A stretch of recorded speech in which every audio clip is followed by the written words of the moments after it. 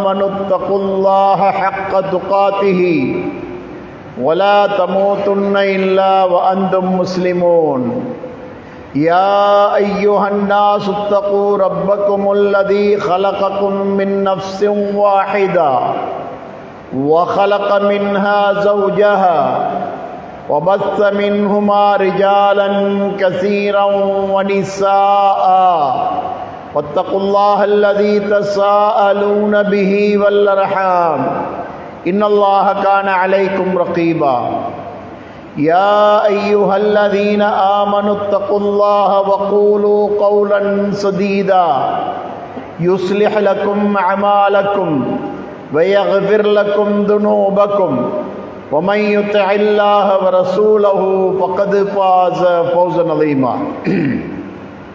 புகழனைத்தும் உலகனைத்தையும் படைத்தாளுகின்ற வல்ல அல்லாஹ் ஒருவனுக்கே ஆகும்.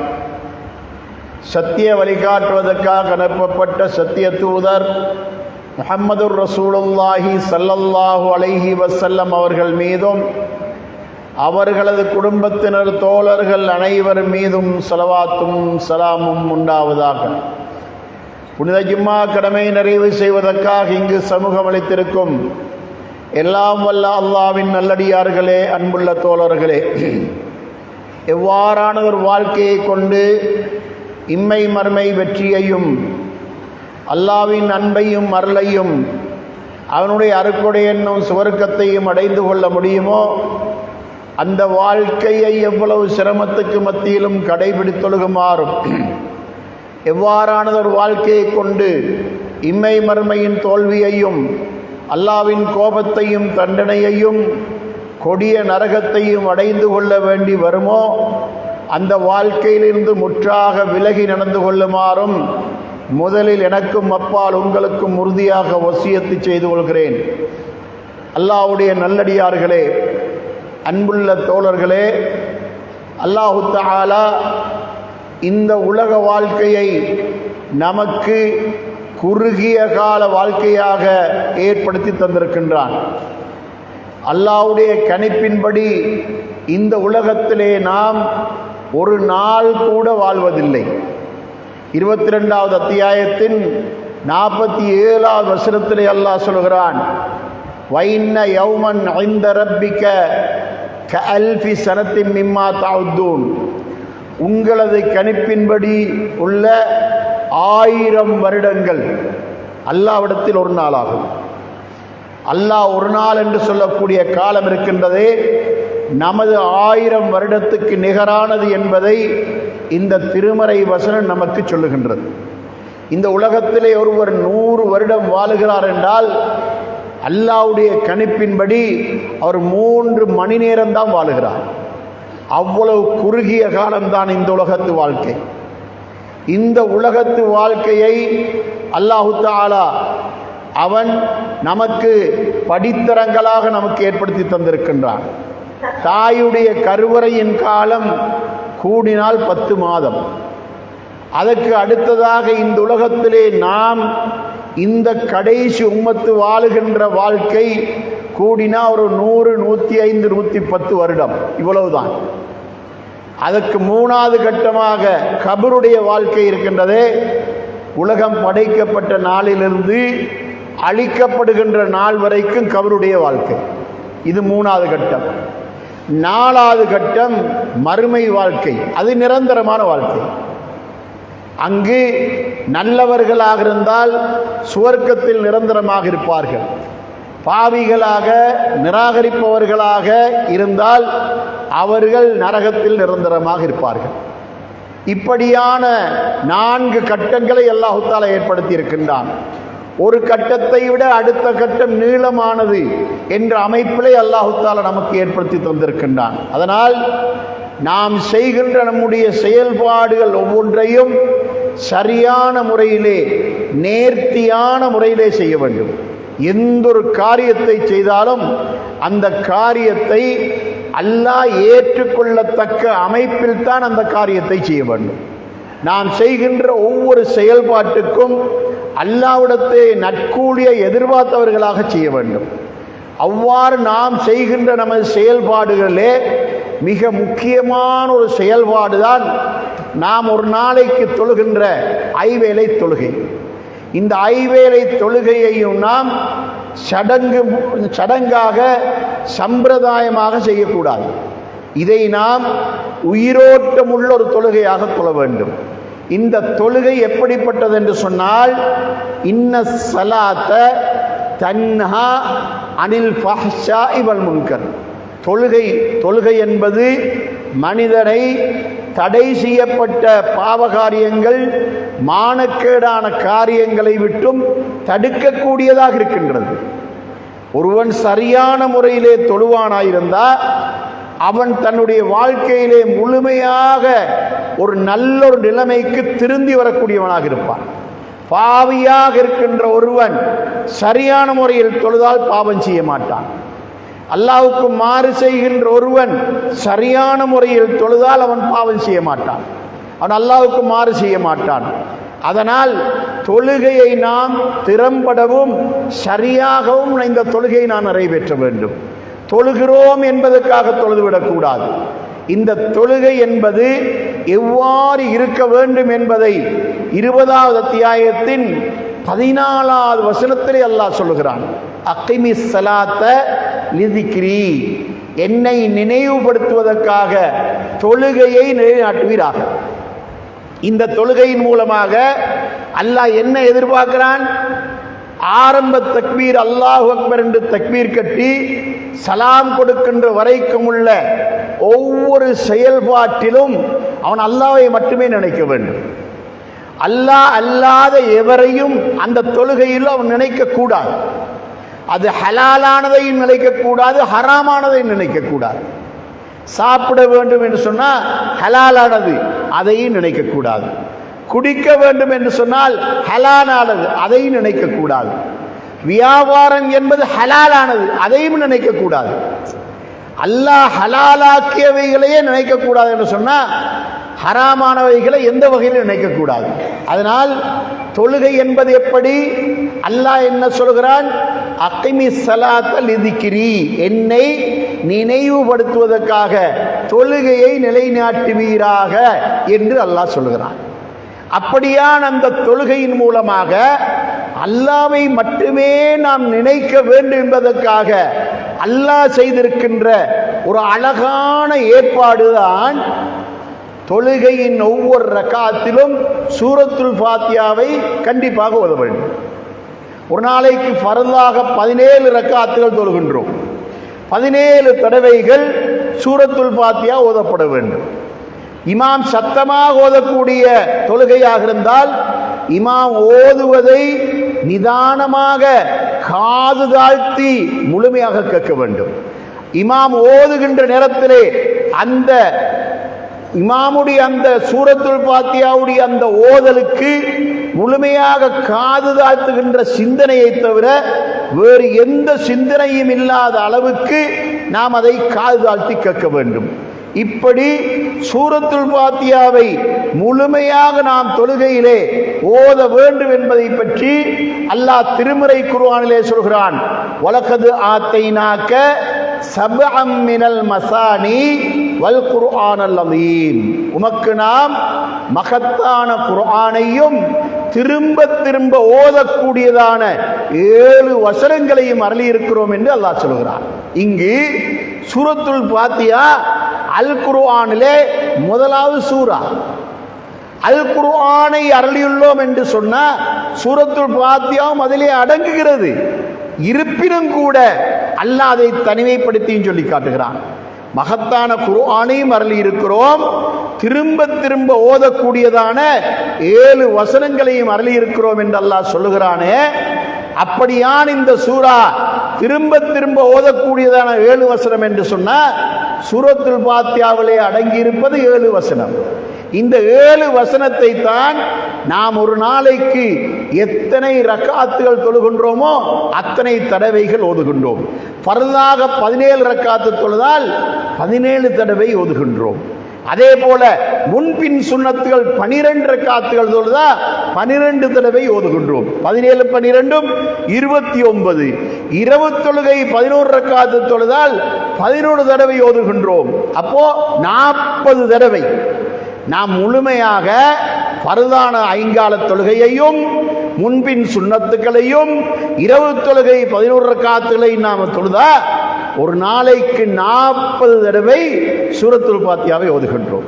இந்த சூரத்துல் ஃபாத்தியாவை ஒருவர் சரியான முறையில் ஓதுவாராயிருந்தா இது அவரை நேரான வழியில் காட்டியே ஆகும், நேரான வழியின் பக்கம் அவரை வழிநடத்தியே ஆகும்.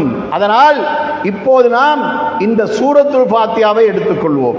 இந்த சூரத்துல் ஃபாத்தியாவை தொடங்குவதற்கு முன்னதாக நபி ஸல்லல்லாஹு அலைஹி வஸல்லம் அவர்கள் தக்பீர் கட்டிய உடனே அல்லாஹும்ம பாஇத் பைனி வ பைன கதாயாய கமா பாஅத்த பைனல் மஷ்ரிகி வல் மக்ரிபி வனக்னி மின் கதாயாய கமா யுனக்க ஸௌபுல் அபியது மினத் தனஸ் அல்லாஹும்ம க்ஸில்னி மின் கதாயாய பிஸ்ஸல்ஜி வல் மாஇ வல் பரத். இது யாருக்கும் பாடமில்லை என்று சொன்னால் கண்டிப்பாக பாடமிட்டுக் கொள்ள வேண்டும். புகாரியிலும் முஸ்லிமிலும் இந்த துஆ பதிவாகி இருக்கின்றது. நபி ஸல்லல்லாஹு அலைஹி வஸல்லம் அவர்கள் அல்லாஹ்வை பார்த்து கேட்கிறார்கள், அல்லாஹ்வே, கிழக்குக்கும் மேற்குக்கும் இடையில் எப்படி நீ தூரத்தை ஏற்படுத்தி இருக்கின்றாயோ அதே போல எனக்கும் தப்பு தவறுகளுக்கும் இடையில் தூரத்தை ஏற்படுத்துவாயாக. அதாவது இந்த பிரார்த்தனை எதை காட்டுகின்றது என்றால், நான் பாவத்தின் பக்கம் நெருங்கவே கூடாது, பாவத்தின் பக்கம் நெருங்காமலே இருப்பதற்கு நீ எனக்கு உதவி செய். பாவத்தின் பக்கம் நெருங்காமல் இருப்பது என்று சொன்ன என்னது? கிழக்குக்கும் மேற்குக்கும் இடையில் உள்ள தூரம் என்ன? விமானத்தில் பறந்தாலும் ஒரு நாளில் பறக்க முடியாது. அந்த அளவுக்கு தூரம் தான் கிழக்குக்கும் மேற்குக்கும். அந்த அளவுக்கு தூரத்துக்கு என்னையும் என்னால் நகலக்கூடிய தப்பு தவறுகளுக்கும் இடையில் நீ தூரத்தை ஏற்படுத்தி என்னை பாதுகாத்து விடு. இது பாதுகாப்பு. இரண்டாவது கேட்கிறோம், வனக்னி மின் ஹத்தாயாய கமா யுனக்க ஸௌபுல் அபியது மினத் தனஸ். வெள்ளையாடை அழுக்கடைந்திருக்கின்ற போது அதை கழுவி பரிசுத்தமாக்கினால் எப்படி தூய வெண்மையாகுமோ அதுபோல என் மூலம் நிகழ்ந்திருக்கின்ற தப்பு தவறுகள் பாவங்கள் இருக்குமாயிருந்தா அவைகளை நீ மன்னித்து கழுவி பரிசுத்தப்படுத்துவாயாக என்று கேட்கிறோம். இரண்டாவது. மூணாவது, அல்லாஹும்ம க்ஸில்னி மின் ஹத்தாயாய பிஸ்ஸல்ஜி வல் மாஇ வல் பரத். அல்லாஹ்வே, குளிர் நீரை கொண்டும் பன்னீரை கொண்டும் தண்ணீரை கொண்டும் பாவங்களை கழுவிடுவாயாக. அல்லாஹ்விடத்தில் கேட்கின்ற பிரார்த்தனை. இதனுடைய மொழிபெயர்ப்பை நாம் தெரிந்த நிலைமையில் இதை நாம் ஓதுவோம் என்று சொன்னால் அல்லாஹ்வை தவிர வேறு எதனையும் நமக்கு நினைக்க வாய்ப்பே இருக்காது. ஏன்? நம்ம கேட்கிறோம் அல்லாஹ்விடத்தில். நாம ஒன்று தப்பு தவற விட்டு நம்மை தூரமாக்க சொல்லுகிறோம், இரண்டாவது பாவங்களை மன்னிக்க சொல்லுகிறோம்.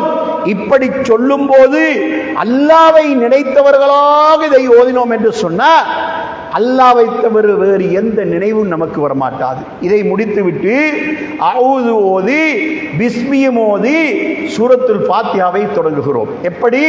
அல்ஹம்துலில்லாஹி ரப்பில் ஆலமீன். உலகத்தார்களை ஆளுகின்ற அல்லாஹ்வுக்கே எல்லா புகழும். இந்த வசனத்தை நாம் ஓதும் போது நம்முடைய சிந்தனையில் என்ன வர வேண்டும் தெரியுமா? இன்று உலகத்திலே மனித சமுதாயம் என்ற அமைப்பிலே முஸ்லிம்களும் வாழுகிறார்கள், முஸ்லிம் அல்லாதவர்களும் வாழுகிறார்கள். அப்படி வாழுகின்ற நேரத்திலே முஸ்லிமாக என்னை வாழச் செய்து, அதுவும் குர்ஆனையும் ஹதீஸையும் ஏற்றுக்கொள்ளக்கூடியவனாக என்னை வாழச் செய்து, ஷிர்க்குகள் பித்அத்துகள் செய்யாத ஒருவனாக என்னை வாழச் செய்திருக்கின்றாயே, உனக்குத்தான் எல்லா புகழும். ஏனென்றா நான் மறுமை நாளையிலே சுவர்க்கஞ்செல்ல தகுதியுடையவனாக என்னை நீ ஆக்கி வைத்திருக்கின்றாயே, உனக்குத்தான் எல்லா புகழும். இந்த வசனத்தை ஓதும் போது நமக்கு அந்த நினைப்பு வர வேண்டும். இன்று உலகத்திலே முஸ்லிம் அல்லாதவர்கள் வழிகேட்டிலே முழுமையாக இருக்கிறார்கள், அவர்கள் ஒதுங்குகின்ற இடம் நரகம்.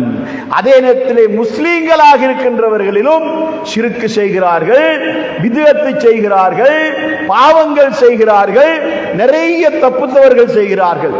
அவர்களும் மறுமையிலே இலகுவாக தப்ப முடியாது. ஆனா அல்லாஹ் அதே நேரத்தில் அல்லாஹுக்கும் அவனுடைய ரசூலுக்கும் முழுமையாக வழிபட்டு வாழக்கூடியவர்களாக ஒரு சமுதாயம் இந்த உலகத்திலே வாழ்ந்து கொண்டிருக்கின்றது. அப்படியானவர்கள் அல்லாஹ்வுடைய பாக்கியத்தை பெற்றவர்கள். அப்படியான பாக்கியத்தை நீ எனக்கு தந்திருக்கின்றாய். அதனால் இதில் நான் எப்போதும் எந்நேரமும் நிரந்தரமாக இருக்கக்கூடியதாக நீ ஆக்கி வைப்பாயாக என்ற சிந்தனையோடு தான் அல்ஹம்துலில்லாஹி ரப்பில் ஆலமீன் சொல்ல வேண்டும். அதற்கு பின்னால் அர் ரஹ்மான் இர் ரஹீம், அவன் அளவற்ற அருளாளன், நிகரற்ற அன்புடையோன். நான் சரியாக நடந்தால், நேர்மையாக நடந்தால், தப்பு தவறுகள் செய்யாமல் நடந்தால், பாவங்கள் செய்யாமல் நடந்தால், மனச்சாட்சியோடு அல்லாஹ்வுக்கு முழுமையாக வழிபட்டு வாழ்ந்தால் என் மீது அந்த அல்லாஹ் அன்பு காட்டக்கூடியவன், இரக்கம் காட்டக்கூடியவன் என்ற சிந்தனை இந்த வசனத்தை ஓதும் போது நமக்கு வர வேண்டும். மாலிகி யௌமித்தீன், இந்த வசனத்தை ஓதுகின்ற நேரத்தில் நாம் மறுமையை முழுமையாக சிந்திக்கின்ற நேரம் இந்த நேரம் தான். மாலிகி யௌமித்தீன், அவன் நியாய தீர்ப்பு நாளின் எஜமானனாக இருக்கிறான் என்று சொன்னார். மறுமை நாளில் நாம் எல்லோரும் எழுப்பப்படுவோம், விசாரணை செய்யப்படுவோம். அந்த விசாரணையின் போது யாரெல்லாம் அல்லாஹ்வுடைய மன்னிப்புக்கு ஆளாகி விடுகின்றார்களோ, அவன் கேட்கின்ற கேள்விகளுக்கு முழுமையாக யாரெல்லாம் பதிலளிக்கின்றார்களோ அவர்களுக்கு மட்டும்தான் அந்த மறுமையிலே விமோசனம் இருக்கின்றது, அந்த மறுமையிலே மீட்சி இருக்கின்றது, அந்த மறுமையிலே நரகத்தை விட்டு விடுதலை இருக்கின்றது. அப்படியான அந்த மறுமை நாளை நாம் ஒரு நாளைக்கு மேலே நான் சொன்னபடி 40 ரக்காத்துகள் ஒரு நாளைக்கு தொழுதால் 40 தடவை மறுமையை நினைக்கின்றோம், அல்லாஹ்வை நினைக்கின்றோம், அந்த மஹ்ஷர் மைதானத்தை நினைக்கின்றோம். விசாரணைக்காக நாம் எழுப்பி நிறுத்தப்படுவோமே, அதனை நினைக்கக்கூடிய ஒரு வாய்ப்பை, ஒரு சந்தர்ப்பத்தை இந்த மாலிக் யௌமித்தீன் நமக்கு உருவாக்குகின்றது. வெறுமனே மாலிக் யௌமித்தீனை சும்மா ஓதக்கூடாது. இந்த மாலிக் யௌமித்தீனை ஓதுகின்ற நேரத்தில் நமக்கு அந்த மறுமையின் சிந்தனை நமக்கு வர வேண்டும். நான் மௌத்தாகுவேன், கபருடைய வாழ்க்கை எனக்கு இருக்கின்றது, மறுமை நாளில் நான் எழுப்பப்படுவேன், அந்த எழுப்பப்பட்ட உடனே நாம் விசாரணை செய்யப்படுவேன். அம்மாமன் தகுலத்து மவாசீனுஹு ஃபஹுவ ஃபீ ஈஷத்திர் ராதியா, எவருடைய நன்மையின் தட்டு பாரமாக இருந்து விடுகின்றதோ அவர் மகிழ்ச்சியாக இருப்பார். அம்மாமன் ஹஃபத் மவாசீனுஹு ஃபஉம்முஹு ஹாவியா, யாருடைய நன்மையின் தட்டு பாரம் குறைந்து பாவத்தின் தட்டு பாரம் அதிகமாகி விடுகின்றதோ அவன் ஒதுங்குகின்ற இடம் ஹாவியாவாகும். வமா அதிராக்க மாஹியா, ஹாவியா என்றால் என்னவென்று தெரியுமா? அது ஒரு நரகம். எப்படிப்பட்ட நரகம் தெரியுமா? நாருன் ஹாமியா, சூழ்ந்து சூழ்ந்து பத்தக்கூடிய நெருப்பாகும். சூழ்ந்து சூழ்ந்து பத்தக்கூடிய நெருப்பு என்றால் என்ன தெரியுமா? நெருப்பு உயர்ந்து சுவாலை விட்டு பத்தி கொண்டிருக்கின்ற நேரத்திலே அந்த நெருப்பின் நடுவிலே ஒரு பொருளை கொண்டு போய் போட்டால் அது சூழ்ந்து சூழ்ந்து பத்தும். அந்த பொருளை சூழ்ந்து சூழ்ந்து எரித்துக் கொண்டிருக்கும். இதான் சூழ்ந்து சூழ்ந்து பத்துகின்ற நெருப்பு. இந்த பாவிகள் நரகத்திலே எரியப்படுகின்ற போது நரகம் எப்படி இருக்கும் தெரியுமா? சுவாலை விட்டு உயர்ந்த நிலையிலே பத்தி எரிந்து கொண்டிருக்கும். அந்த நேரத்திலே இந்த பாவி தூக்கி வீசப்படுவான். வீசப்பட்ட உடனே அவனுடைய உடம்பை சூழ்ந்து சூழ்ந்து எரிக்கக்கூடிய நெருப்பாக அந்த நெருப்பு இருக்கும் என்று அல்லாஹ் சொல்லுகிறானே. அப்படியான அந்த நாள், அந்த மறுமை நாளிலே அல்லாஹ்வுடைய விசாரணையின் போது அவனால் கேட்கப்படுகின்ற கேள்விகளுக்கு முழுமையாக பதில் சொல்ல அவனுக்கு சக்தி இருந்தால், வாய்ப்பிருந்தால் அவன் கண்டிப்பாக சுவர்க்கம் சென்று விடுவான். அப்படி அதற்குரிய வாழ்க்கையாக இந்த உலகத்திலே வாழாமல் அவன் மரணித்து விட்டான் என்று சொன்னால் அவன் நரகம் சென்று விடுவான். இதுதான் அவனுடைய முடிவு. அல்லாஹ்வுடைய நல்லடியார்களே, அன்புள்ள தோழர்களே, அல்லாஹ் தஆலா 23வது அத்தியாயத்தின் 99வது வசனத்திலே அல்லாஹ் சொல்கிறான், ஹத்தா இதா ஜாஅ அஹதஹுமுல் மௌத்து கால ரப்பிர்ஜிஊன்.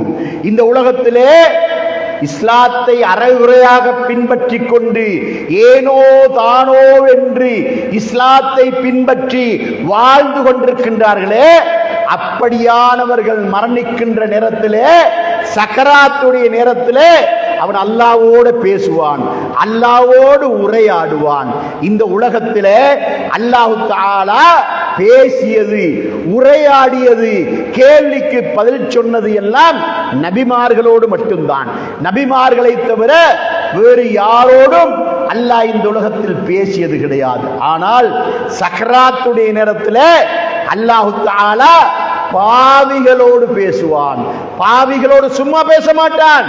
பாவிகள் அல்லாஹ்வை அழைப்பார்கள், அவனிடத்தில் கெஞ்சுவார்கள், அவனிடத்தில் கதறுவார்கள், அவனுக்கு அல்லாஹ் பதில் சொல்லுவான் என்பதை இந்த திருமறை வசனம் நமக்கு சொல்லுகின்றது. இந்த அவன் என்ன செய்வான், ஹத்தா இதா ஜாஅஹதுல் மௌத்து, அரைகுறையாக இஸ்லாத்தை பின்பற்றி வாழ்ந்த ஒருவன் மரணத்தை தழுவுகின்ற நேரத்திலே அவன் அல்லாஹ்வோடு பேசுவான், அல்லாஹ்விடத்தில் கெஞ்சுவான். என்ன கேட்பான்?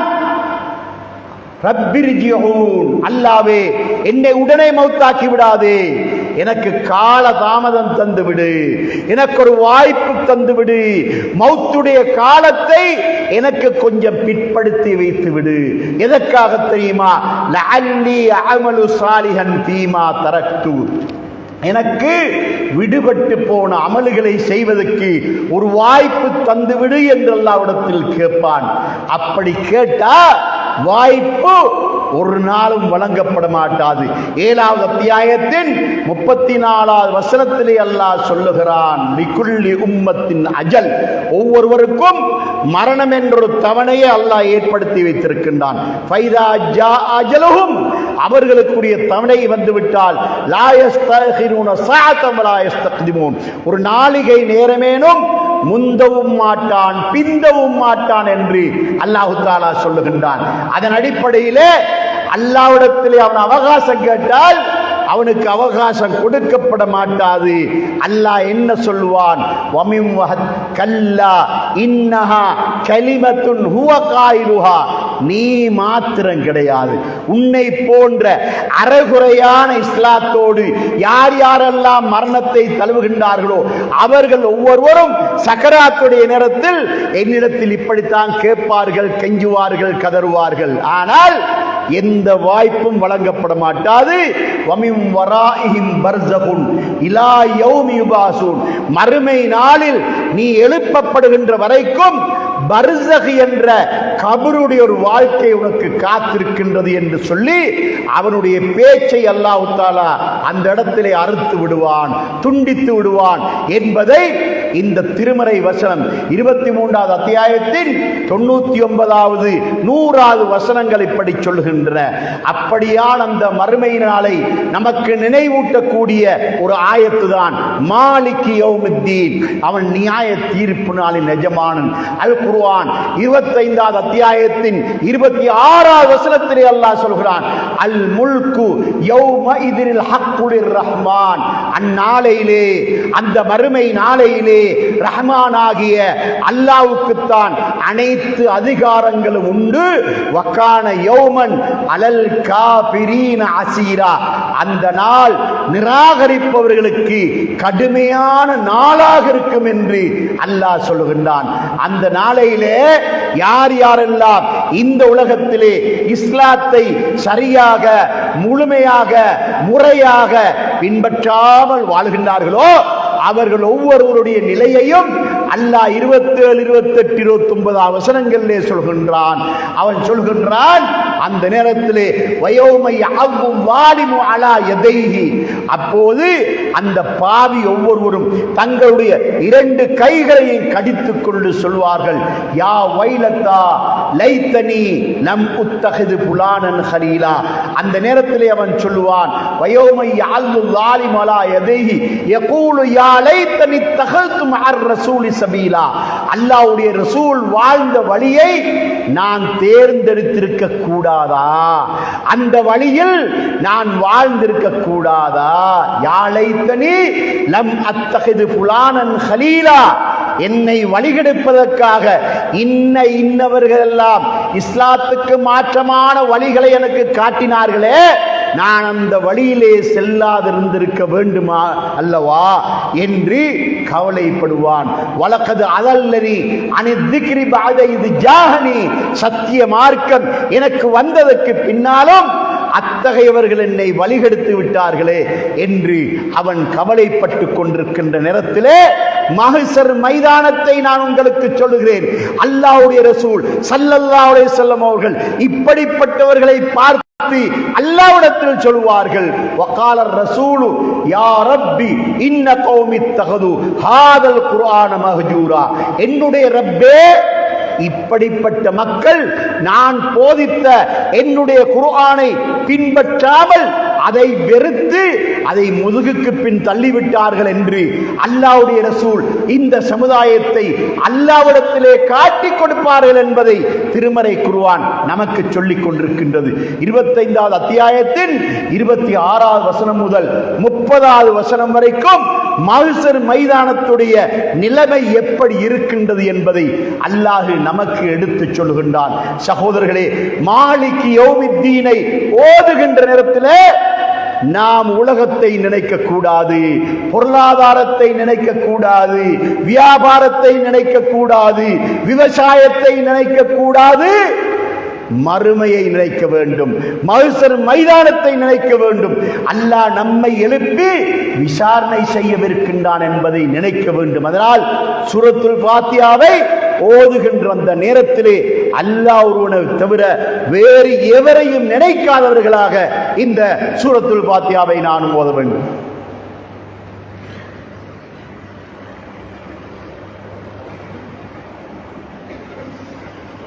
அல்ஹம்துலில்லாஹி ரப்பில் ஆலமீன் வஸ்ஸலாத்து வஸ்ஸலாமு அலா முஹம்மதின் ஸல்லல்லாஹு அலைஹி வஸல்லம் வ அலா ஆலிஹி வ ஸஹ்பிஹி அஜ்மஈன். அம்மா பாத். யா அய்யுஹல்லதீன ஆமனு தக்குல்லாஹ ஹக்க துகாத்திஹி வ லா தமூதுன்ன இல்லா வ அன்தும் முஸ்லிமூன். இபாதல்லாஹ் ஊஸீக்கும் வ நஃப்ஸி அவ்வளவு பித்தக்வல்லாஹ். அல்லாஹ்வுடைய நல்லடியார்களே, அன்புள்ள தோழர்களே, இந்த மாலிகி யௌமித்தீனை ஓதுகின்ற நேரத்திலே அந்த மஹ்ஷர் மைதானத்திலே நான் நின்று கொண்டிருப்பது போன்ற உணர்வோடு நாம் அதை நேர்வழி பெறுவதற்காக, அந்த மஹ்ஷர் மைதானத்திலே நாம் மீட்சி பெறுவதற்கான ஒரே ஒரு வழி, அல்லாஹ் நமக்கு நேரான வழியை காட்ட வேண்டும். இந்த உலகத்திலே பலதரப்பட்ட வழிகேடுகள் இருக்கின்ற இந்த உலகத்திலே அல்லாஹ் நமக்கு நேரான வழியை காட்ட வேண்டும். அந்த வசனத்தை தொடர்ந்து என்ன ஓதுகின்றோம்? இஹ்தினஸ் ஸிராத்தல் முஸ்தகீம், எங்களுக்கு நீ நேரான வழியை, இய்யாக நஅபுது வ இய்யாக நஸ்தஈன், உன்னையே வணங்குகிறோம், உன்னிடமே உதவியும் தேடுகிறோம். நான் தொழுகின்ற இந்த வணக்கம் உனக்காக, இந்த தொழுகையை தவிர என்னென்ன வணக்கங்கள் எல்லாம் செய்கிறேனோ அந்த வணக்கங்கள் எல்லாம் உனக்காக, அந்த வணக்கங்களை செய்வதன் மூலமாக வய்யாக நஸ்தஈன், உன்னிடமே உதவியும் தேடுகிறோம் என்று அல்லாஹ்விடத்தில் உதவி தேடுகின்றோம். அந்த உதவி எதற்காக தெரியுமா? இஹ்தினஸ் ஸிராத்தல் முஸ்தகீம், எங்களை நேரான வழியில் நடத்துவாயாக. நீ செய்ய வேண்டிய உதவி இதுதான். எனக்கு நீ உண்ணத் தருவாய், படைத்தவனாகிய நீ உண்ணத் தருவாய், பருகத் தருவாய், நோய்க்கு மருந்து தருவாய், பொருளாதார கஷ்டத்துக்கு உதவி செய்வாய், எல்லாமே நீ செய்வாய், அதை நான் நம்பி இருக்கிறேன். ஆனா எனக்கு நேரான வழியை உன்னை தவிர வேறு எவரும் காட்ட முடியாது. அதனால எங்களுக்கு நீ நேரான வழியை காட்டுவாயாக என்று அல்லாஹ்விடத்திலே நேரு வழியை கேட்கின்றோம். எப்படி? அந்த தொடர்ச்சியை பாருங்கள். அல்ஹம்துலில்லாஹி ரப்பில் ஆலமீன், எல்லா புகழும் உலகத்தார்களை ஆளும் அல்லாஹ்வுக்கேதான். அர் ரஹ்மானிர் ரஹீம், அவன் அளவற்ற அல்லாளன், நிகரற்ற அன்புடையோன். மாலிக் யௌமித்தீன், அவன் நியாய தீர்ப்பான எஜமானன். இய்யாக நஅபுது, உன்னையே வணங்குகிறோம். வ இய்யாக நஸ்தஈன், உன்னிடமே உதவியும் தேடுகிறோம். இஹ்தினஸ் ஸிராத்தல் முஸ்தகீம், எங்களை நீ நேரான வழியில் நடத்துவாயாக. இந்த உலகத்திலே இருக்கின்ற பலதரப்பட்ட வழிகேடுகளுக்கு மத்தியிலே நேரான வழி என்ன என்பது உனக்கு தெரியும். அந்த வழியில் என்னை நீ வழி நடத்துவாயாக என்று அல்லாஹ்விடத்தில் சொல்லிவிட்டு, அந்த வழி எப்படிப்பட்ட வழியாக இருக்க வேண்டும் தெரியுமா? சிராத்தல்லதீன அன்அம்த அலைஹிம், யாருக்கு நீ அருள் புரிந்து அந்த வழியில் அவர்கள் நடந்தார்களோ அந்த வழி எங்களுக்கு காட்டு. அல்லாஹ்வுடைய அருள் பெற்று நேரான வழி நடந்தவர்கள் எல்லாம் யார்? ஆதம் அலைஹிஸ்ஸலாம் அவர்கள் தொடக்கம் அத்தனை நபிமார்களும் நேரு வழி பெற்றவர்கள், அல்லாஹ்வினால் நேரான வழியிலே நடத்தப்பட்டவர்கள். அந்த நபிமார்களுடைய தோழர்களாகிய சஹாபாக்கள் எல்லோரும் நேரு வழி நடத்தப்பட்டவர்கள். கடைசி நபி முஹம்மது ஸல்லல்லாஹு அலைஹி வஸல்லம் அவர்கள் அல்லாஹ்வினால் நேரு வழி நடத்தப்பட்டவர்கள். அந்த நபியுடைய சஹாபாக்கள் நேரு வழி நடத்தப்பட்டவர்கள். தாபீங்கள், தபல் தாபீங்கள், இமாம்கள், இவர்கள் எல்லோரும் அல்லாஹ்வினால் நேரு வழி நடத்தப்பட்டவர்கள். அல்லாஹ்வை பார்த்து என்ன கேட்கிறோம் தெரியுமா? நாம யாரிடத்திலேயா ஒரு உதவி கேட்கும் போது அவருக்கு எதை நினைவுபடுத்துகின்றோம்? நீங்க என்னுடைய சகோதரனுக்கு கொடுத்தீங்களே, நானாவுக்கு அண்ணனுக்கு கொடுத்தீங்களே, அது போல தாருங்கள். மாமாவுக்கு கொடுத்தீங்களே, அது போல தாருங்கள். என்னுடைய பெரியம்மாவுக்கு கொடுத்தீங்களே, அது போல தாருங்கள். கேட்கிறோம் அல்லவா? அல்லாஹ்விடத்தில் கேட்கிறோம். என்ன கேட்கிறோம்? உன்னுடைய அருள் யாருக்கு கிட்டியதோ, யாரெல்லாம் உன்னுடைய அருளை கொண்டு நேர்வழி நடந்தார்களோ, யாரெல்லாம் உன்னுடைய அருளுக்குரியவர்களாகி உன்னுடைய அன்புக்குரியவர்களாக ஆகினார்களோ, அவர்கள் சென்ற வழி எங்களுக்கு காட்டுவாயாக. அவர்கள் யார்? நபிமார்கள், சஹாபாக்கள், தாபீங்கள், தபல் தாபீங்கள், இமாம்கள் என்று யார் யாரெல்லாம் நல்லவர்களாக இந்த உலகத்தில் வாழ்ந்தார்களோ அவர்கள் எல்லோரும் சென்ற வழியை நீ எங்களுக்கு காட்டுவாயாக என்று அல்லாஹ்விடத்தில் கேட்கிறோமே. சகோதரர்களே, இந்த சூரத்துல் ஃபாத்தியாவுடைய மொழிபெயர்ப்பை முழுமையாக தெரிந்த நிலைமையிலே உணர்ச்சியோடு இந்த சூரத்துல் ஃபாத்தியாவை நாம் ஒவ்வொருவரும் ஓதுவோமாயிருந்தா அல்லாஹ்வை தவிர வேறு எந்த நினைவும் நமக்கு வருவதற்கு வாய்ப்பே இருக்காது. நாம செய்கின்ற பிழை என்ன தெரியுமா? இந்த மொழிபெயர்ப்பை தெரிந்து கொள்ளாமல் இருப்பது நமக்கு ஒரு துரதிஷ்டம். நமது தாய்மொழி தமிழாக இருக்கின்றது, தாய்மொழி அரபாக இருக்கின்றவர்களுக்கு இதை ஓதும் போது விளங்குகின்றது. ஆனால் நம்முடைய தாய்மொழி அரபாக இல்லை என்பதனால இதனுடைய மொழிபெயர்ப்பை நாம் முழுமையாக பாடமிட்டுக் கொள்ள வேண்டிய நிர்பந்தம் நமக்கு இருக்கின்றது. ஆனால் கஷ்டமில்லை. ஏன் கஷ்டமில்லை தெரியுமா? இந்த 7 வசனங்கள் தான் வாழ்நாள் பூராக ஓதுகின்றோம்.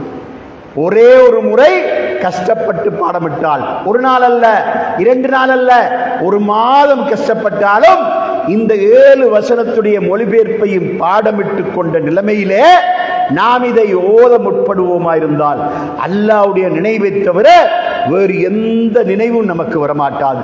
அதே நேரத்திலே அல்லாஹ் என்ன சொன்னான்?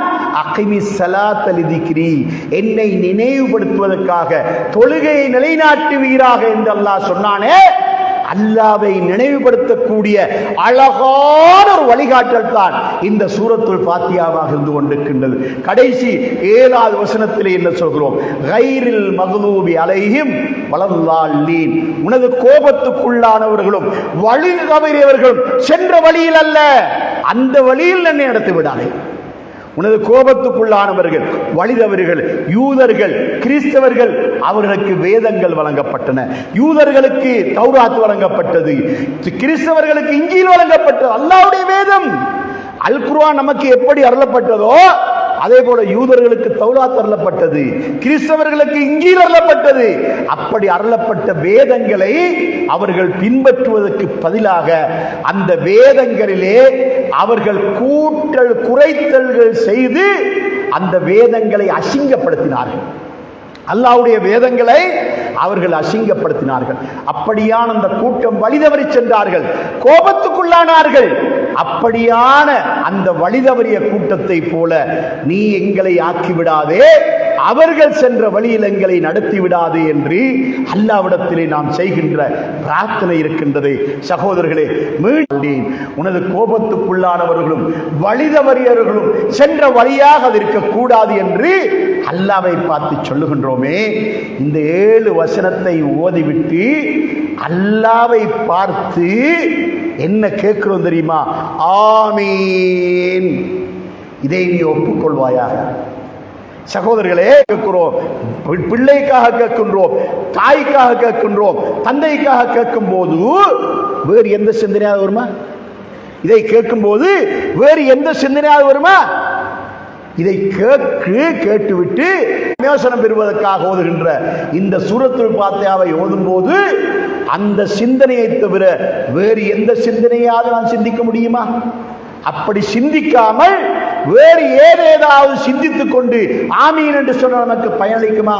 அதனால இங்கு சொல்லப்பட்ட இந்த 7 வசனங்களையும் உணர்வுபூர்வமாக, உணர்ச்சி பூர்வமாக, நல்ல சிந்தனையோடு, தெளிவோடு ஓதி முடிக்கின்ற போது ஆமீன் என்று சொன்னோம் என்றால் அல்லாஹ் கண்டிப்பாக கபூல் செய்வார். அதனால அல்லாஹ் இதை கபூல் செய்ய வேண்டுமா இருந்தால் நாம் அல்லாஹ் சொன்னபடி அக்கிமி ஸலாத்தல் திக்ரி, என்னை நினைவுபடுத்துவதற்காக தொழுகையை நிலைநாட்டுவீராக என்று அல்லாஹ் சொன்னானே, அந்த அடிப்படையிலே நாம் இந்த தொழுகையை நிலைநாட்ட நாம் முயற்சி செய்வோமா இருந்தால் நமக்கு கண்டிப்பாக நேர்வழி கிடைக்கும். கண்டிப்பாக அல்லாஹ் நம்மை வழிகேடுகளை விட்டு பாதுகாத்து விடுவான், பாவங்களை விட்டு பாதுகாத்து விடுவான், நரகத்தை விட்டு நம்மை பாதுகாத்து விடுவான், சுவர்க்கத்தை நிச்சயம் நமக்கு தருவான். அல்லாஹ்வுடைய நல்லடியார்களே, அன்புள்ள தோழர்களே, ஒரு தொழுகையிலே சூரத்துல் ஃபாத்திஹாவின் பகுதியை மட்டும்தான் நான் உங்களுக்கு சொல்லி காட்டியிருக்கின்றேன். சலாம் கொடுக்கின்ற வரைக்கும் ஓதக்கூடிய ஒவ்வொன்றும் அல்லாஹ்வை நினைவுபடுத்தக்கூடியவைகளாகத்தான் இருக்கின்ற. இன்ஷா அல்லாஹ் வேறொரு குத்துபாவிலே இதற்கு அடுத்த பகுதியை உங்களுக்கு நான் சொல்லுவதற்கு நான் தயாராக இருக்கின்றேன். அல்லாஹு தஆலா நம் அனைவருக்கும் நேரான வழியை முழுமையாக காட்டி நரகத்தை விட்டு நம்மை பாதுகாத்து மேலான சுவர்க்கத்திலே நம்மை பிரவேசிக்க செய்வானாக. வஆகிரு தஅவானா அனில் ஹம்துலில்லாஹி ரப்பில் ஆலமீன்.